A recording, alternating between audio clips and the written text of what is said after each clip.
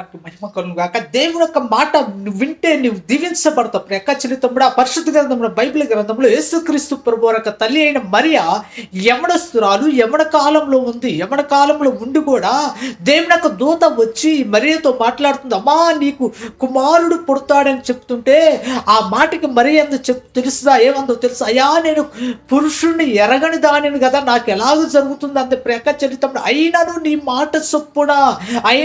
మాట జరిగించు, అయినను నీ మాట ప్రకారమే జరిగించని ఎప్పుడైతే ఒప్పుకుందో ప్రియ చెల్లి తమ్ముడు, ఆ మాట వింద కాబట్టే, దేవుని యొక్క దూత మాట వింద కాబట్టే లోకాన్ని రక్షించి రక్షకుడికి జన్మనిచ్చింది. ప్రియ చెల్లి తమ్ముడు, యవ్వన కాలంలో ఉన్న మరియ లోకానికి జన్మనిచ్చే రక్షకుడికి జన్మనిచ్చింది. లోకాన్ని ఆశీర్వదించే దేవునికి జన్మనిచ్చింది. ప్రియ చెల్లి తమ్ముడు, ఈ మాటలు వింటూ నీవు దేవుని యొక్క మాటను వింటే నువ్వు